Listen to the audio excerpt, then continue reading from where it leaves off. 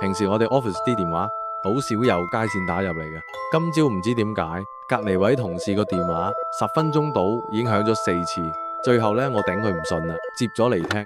喂，阿哥，我係佢同事，你哥佢今日冇返喎。又冇返，佢到底冇返工幾多日啦？我呢幾日打佢手機又唔接 message 又唔睇，俾佢咁問一問我先諗返啦，又真係好似好多人冇見過佢咯。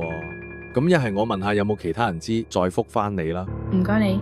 收咗線之後呢，我先留意到佢個座台月曆圈住咗聽日，上面寫住中午12點集合郵輪碼頭。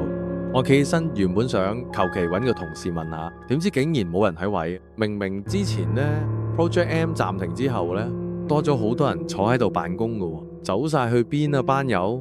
我一路行到去何小姐嘅房門口，先見到一個女同事好趕咁經過，我都未問得切佢嘢啫，佢就一個 file 執埋嚟，話趕時間，叫我幫佢擺入去何小姐台面。我見佢房都冇人，唔係直接入去等低就算啦。點知就喺佢台面竟然有張公司 memo， 雖然內容俾嘢擲住睇唔到，但係個標題寫住 Project P Training， 地點郵輪碼頭蝴蝶皇宮號，日期係聽日至下個禮拜3。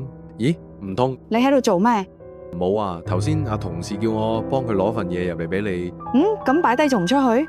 臨出去前我都係忍唔住問佢，係呢？係咪有新 project 啦？好似佢望一望我，然後問你聽邊個講噶？冇，我見隔籬位阿明呢排都唔喺位，仲諗佢係咪去咗跟新 job 添？唉，人哋放假咪唔喺位咯，我都叫咗你好多次清假噶，係你自己唔清之嘛。我心諗放假應該唔會放到屋企人都揾佢唔到啩，而且好地地何小姐做咩要隱瞞聽日個 training 呢？好，既然係咁，我索性同佢請2個禮拜假，聽日開始放，等我偷偷地去碼頭睇下呢班友搞咩都好。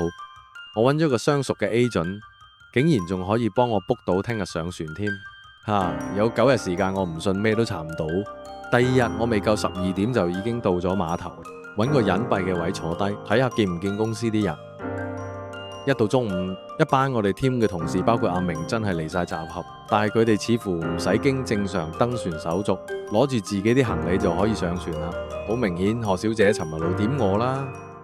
我上到船嗰時已經係差唔多1個鐘後嘅事，所以放低啲行李喺房之後，就即刻出去四圍共客，睇下見唔見班友。點知我行唔夠2步，就 feel 到膊頭俾人拍咗一下。喂，死，唔通俾佢哋發現到我先？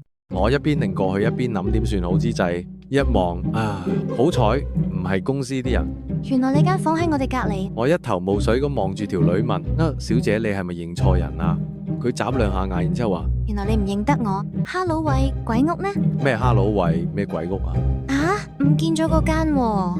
唉，一上船就撞到個傻嘅。我同佢講我冇去過哈佬喂，佢一定係搞錯啊咁。然後嗱臨閃啦，我一層一層咁行，先知大鑊。隻船咁大，點揾？好彩2日之後，終於俾我見到阿明同另一個同事去咗間 coffee shop 飲嘢。我偷偷咁吊住佢尾，聽下佢哋講咩先。呢個計劃聽落都唔錯啊，仲好似幾好玩添。睇下到時派去邊個崗位啦。不過點都係困身噶啦。咩講到好似俾人賣豬仔咁噶？係喎，你咪話尋日好似見到你隔籬位個同事嘅，有冇問過啊？佢見到我？唔係啩？有啊，不過話佢日日有返工喎，可能我睇錯啦。咩話？我有返工，唔係咁得人驚啊嘛？二重身咩？喂，夠鐘返去啦，邊行邊飲啦。見佢哋話要行返去大本營，我梗係死跟，睇住佢哋入咗個類似會議室咁嘅地方，都諗住算噶啦。點知道門竟然冇閂冚。我慢慢行過去，或者可以裝到入去都未定喎。但就喺我爭啲望到入邊個情況之際，突然有隻手一嘢推埋咗道門，我都未望到個人個樣啫，就一嘢俾人打暈咗啦。唉，點諗到會出手咁重嘅班友？到底係因為個新 project，定係其他原因呢？